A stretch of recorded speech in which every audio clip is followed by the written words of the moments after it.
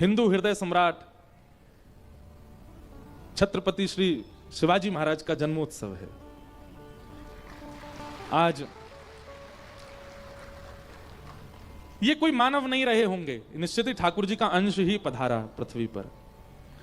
आपको पता है, अब देखिए ज्यादा उनके विषय में तो मुझे भी थोड़ा ही थोड़ा पता है, पर जितना पता है उतना पर्याप्त पता है, इतना तो सबको पता होना चाहिए।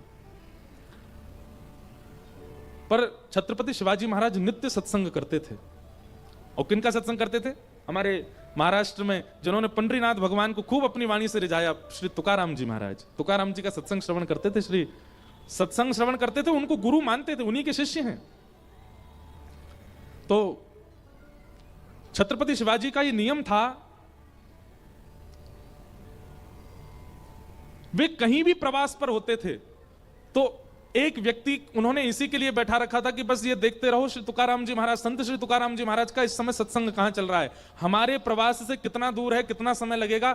अगर संभव होता था तो वे अपने घोड़े पर बैठ करके बहुत कम सैनिकों को लेके, 3-4 लोगों को लेकर के, और रूप बदल के, महाराणा रूप में नहीं, छत्रपति रूप में नहीं, बहुत दीन रूप धारण करके जाते, कोई पहचाने ना, और जाकर के सत्संग श्रवण करते थे श्री तुकाराम जी महाराज का।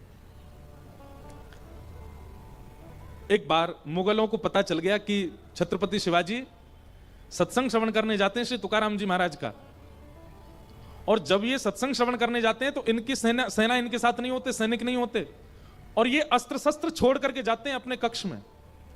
अच्छा बताओ, कोई इतना बड़ा व्यक्ति, इतना बड़ा राजा जिसके पीछे अनेकों मुगल पड़े थे, अनेकों शत्रु थे, वो अपने अस्त्र शस्त्र छोड़ करके क्यों जाता है? इसके पीछे क्या समझ में आता है आपको? विश्वास गुरु के प्रति, विश्वास सत्संग के प्रति।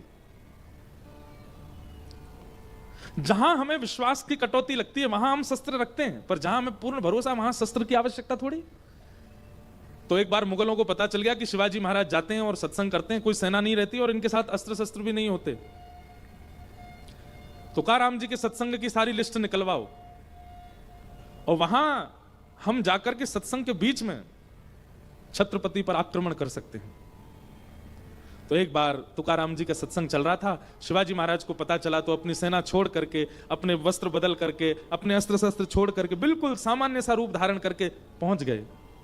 और मुगल पहले ही वहां पर अपनी पूरी व्यवस्था कर चुके थे कि यहां छत्रपति आएंगे तो यहीं पर ही उनको बंदी बना लिया जाएगा और यहीं पर उनके साथ में जो हमें करना है कर देंगे, यही सबसे अच्छा अवसर है। शिवाजी महाराज जाकर के तुकाराम जी का सत्संग श्रवण करने लगे, नेत्र बंद करके, बड़े ध्यानस्थ होकर के, एकाग्र होकर के सत्संग कर रहे थे।